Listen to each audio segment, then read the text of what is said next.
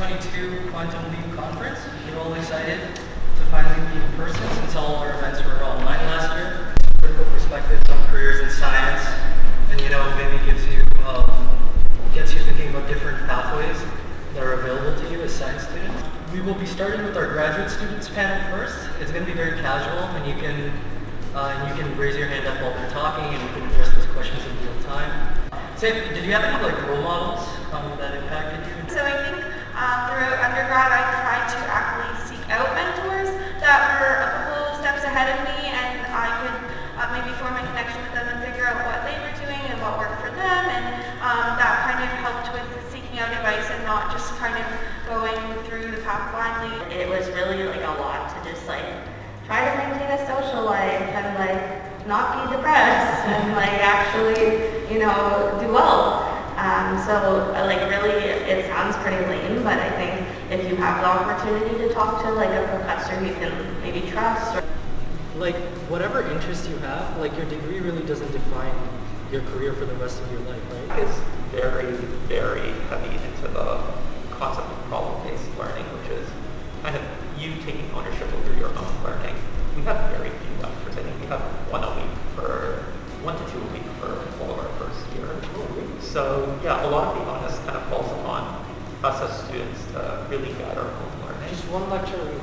Yeah. I met a medical student about a year ago. No, he wasn't a medical student, he was a doctor.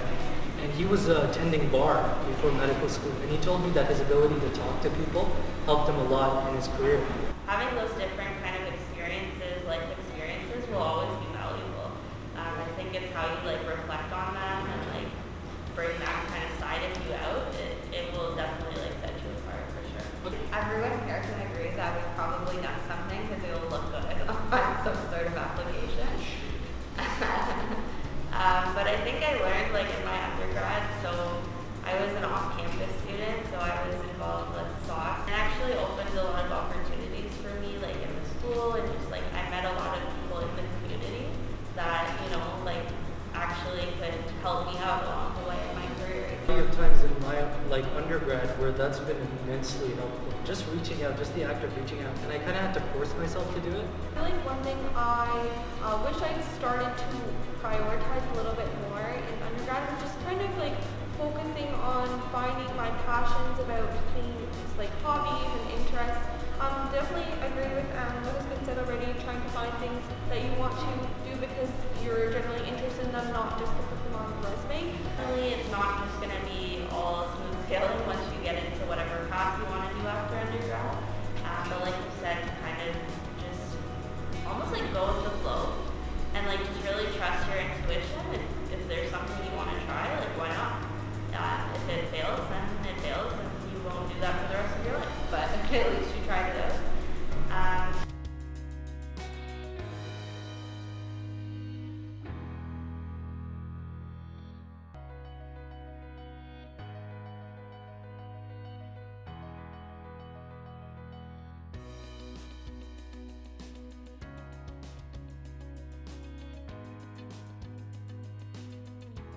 Well, that's a wrap, guys.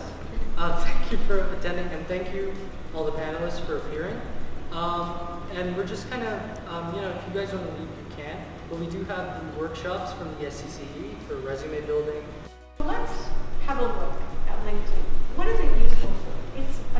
Once you go down the rabbit hole of do you know this person, I swear, the algorithms there must be so complex because it can take everything that you've ever done in your life and then find people, right? So why wouldn't you? Why wouldn't you find people who have a degree like yours or have a dream job that you're interested in? Why wouldn't you reach out to them? Just say, hey, I'm curious. They're well put together in the computer like that. Maybe that shows you how they are as a person, they'll do everything. But they're well put together. Yeah. Well put together person, and I don't know, it just feels like a very professional, professional photo. Yeah. No. And that's the end of our day today. But really, this is what I want you to remember. You are all different. Every one of us is different. We are all unique. We have a unique set of experiences we bring to the table. We have unique work experiences, unique volunteer experiences, unique extracurriculars. We may have the same degree. right? So think about that. How do you differentiate yourself from all the blue balloons, right? Because we all have the same degree. It's up to you to figure that out, and how you are going to showcase yourself, both through your resume experiences and your LinkedIn profile. But I really want to encourage you to think about you as a whole person. Don't just limit yourself to what you do in the classroom and think that that's your capacity and competency bar. You've got way more than that. Think about it.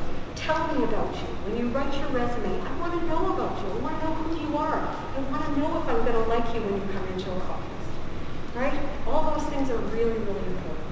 We also have another event that's happening in the evening with Dr. Jha, who's the ex-director of the Canadian Space Agency. Right, so you can kind of hear from him. And he was also an international student, so he can give you a more nuanced perspective. We're finally excited to share with you some of the experiences of Dr. Jha, our esteemed colleague who once attended McMaster University. Dr. Jha has over 42 years experience in the Canadian space program, ranging from in-depth engineering work to senior management positions in both the private and public sectors.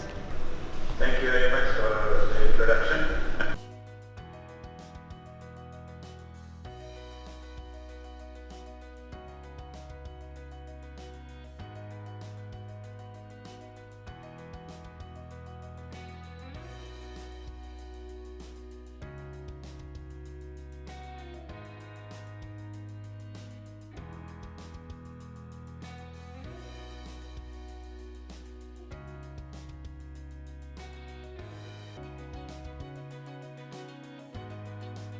These members appreciate you here as well.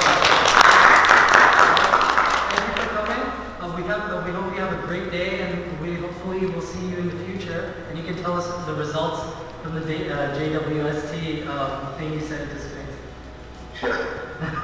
All right. Thank you, sir. Take care. Okay. Bye.